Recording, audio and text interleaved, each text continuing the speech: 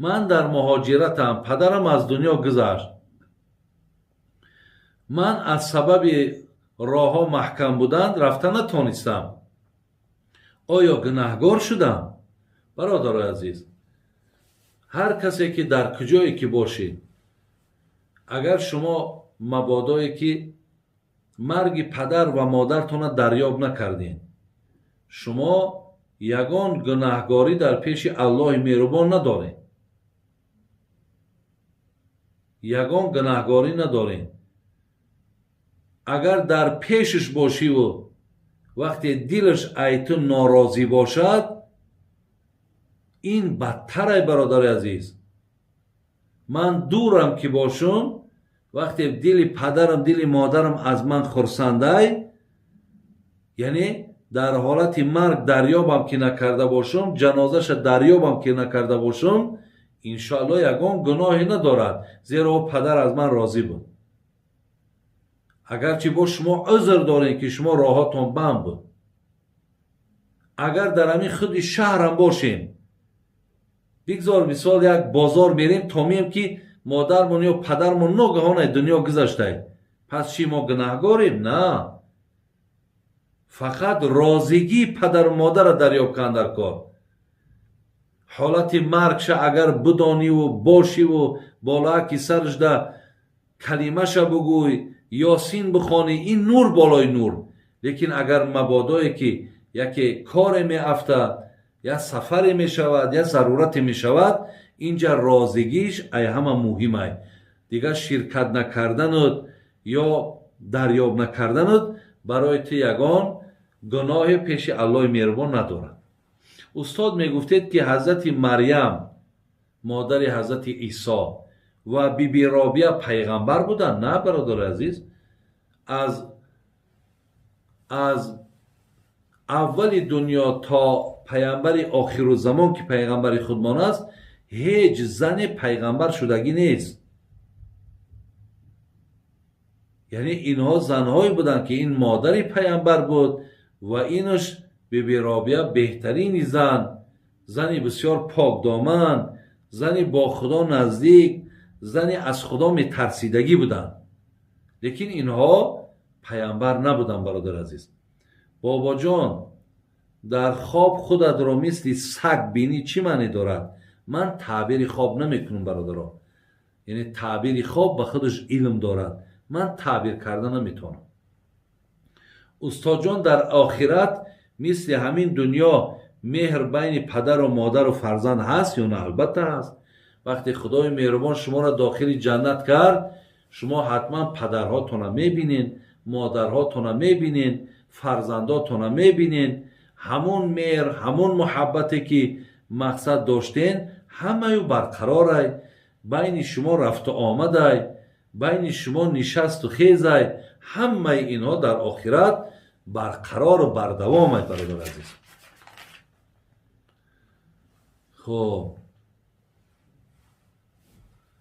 سوال دیگر، شخصی که فرزند نمییابد و نمازخوانی را بس میکند، میگوید که همین قدر سال نماز خواندم فایده ندیدم، حکمش از نگاه اسلام چی هست؟ برادر عزیز، اکو آدم در حیات، یعنی وقتی که نماز میخوانی لیکن خدا فرزندت نمیته، نماز میخوانی کارات برار نمیگیره، نماز میخوانی زندگیت هیچ بهبود نمیشود، آیا این به نماز چی رابطه داره؟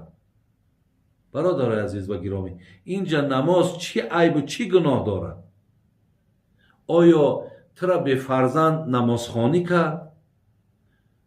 آیا ترا کمبغل نمازخوانی کرد؟ نه برادر عزیز، این از روی نادانی شما هست برادرها. این گپ هیچ وقت نزنین که مقصد این قسال نماز خواندم و باز هم صاحب فرزند نشدم. این گپ نزنین، در این شما گناهگار میشین. ناامید نشین برادرای عزیز. نماز انشاءالله این وقتی ستون دین باشه، نماز این رازگی الله باشه، نماز این گویم روسیا کردن شیطان باشد، برای شما خیر و برای شما بسیار فایده زیاد داره. ولی یک قصه است، میگه یک نفر پیش امام ابو حنیفه آمد، گفت که حضرت من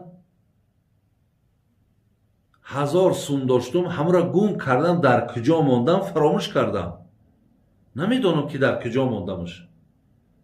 حضرت یگان دعای یگان راهی نیست که همین پولام من بیاوم. گفت شب نماز تهجد دا بخیز، نماز تهجد دا بخوان. گفت انشاءالله از خدا امیده، گفت که تو مبلغ تا میاوی. میگه این مردک شب آمده، شب نماز تهجد دا خیز، همین یه رکعت چه خوانده بود که شیطان به یادش آورد که سوما در فلان جا هست. میگه در درون نماز وقتی به یادش آمد، دیگر از نماز بیرون شد و رفت مبلغاش یافت و غلطید خواب کرد. سحر میگه پیش حضرت امام ابو حنیفه رفت، گفت حضرت خدا برکت تیا، بسیار دلالت خوبم کردی، همین یه حرکت خوانده بودم که به یادم آمد، رفتم پول ما گرفتم لیکن دوام نماز دیگر نخواندم.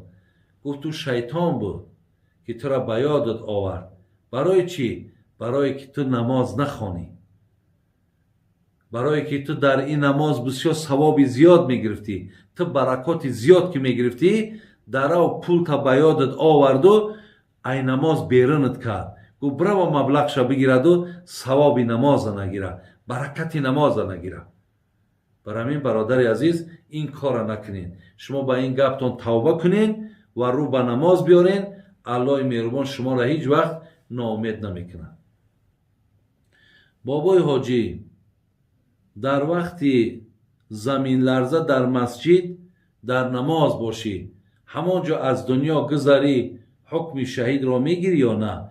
یعنی اگر به شرطی که در نماز بودین که مسجد در بالاتون چپه شید، خود زمین لرزه بود خود زمین لرزه نبود، وقتی شما زیر خاک موندین و دیوال موندین و ای دنیا گذشتین، شما حتما درجه شهادت میبرین. اگر در مسجد هم نه، در همین خانه هم خواب هم باشی، همون امارت در بالا چپه هم شود، تو شهید گذشتگی. یعنی همون شهیدهایی که گفتیم 5 نوع شهید، یک تاش همون کسی که زیر همین خاک دیوال و زیر امارت میمونه. استاد جان جنازه پیغمبرمان را کی خوانده است؟ برادرای عزیز، پیغمبر نازنین مونه جنازش ده هیچ کس امام شدن ده حق نداره. پیغمبر این خود امام هست، این خود پیشوا هست. برای اینها برادرای عزیز هیچ کس امام نمی شود. وقتی که حضرت که ای دنیا گذشتن، مردم چیکار کردن؟ مردم آمده 10 کس هر کی نماز جنازه را خودش به خودش نیت میکنه، جنازه حضرت هم میخونه و میبرویه. یعنی تمام همون اصحاب پیامبر 10 نفر آمدن در خانه پیامبر که خانه عایشه مادرمون بود، خانه پیامبرمون بود. همونجا که جان سپاریدن، همونجا گفتن مرا دفن کنید و در همون خانه در آمده 10 کس نماز جنازه را خودشان هر کی به خودش نیت میکرد و میخواند و میبرامد میرفت. هیچ کس یعنی امام علاهیده برای پیامبر نبود. برادر عزیز، ما در سنت توده کار میکنیم، 15 روز در خانه و 15 روز در کار. در همین حالت چگونه نماز خوانیم؟ یعنی نماز قصر برادر عزیز، وقتی که ما تا 15 روز نیت کنیم، اگر جای میریم که نیت 15 روزه باشد، ما مسافریم، یعنی نمازامون کوتاه کرده میخوانیم. 4 رکعت فرضه، 2 رکعت میخوانیم. لیکن نیت مونای 15 زیاد باشد، انا که وقتی در همون مکانی که رسیدیم، بعد نمازها را برادر عزیز پره میخوانیم.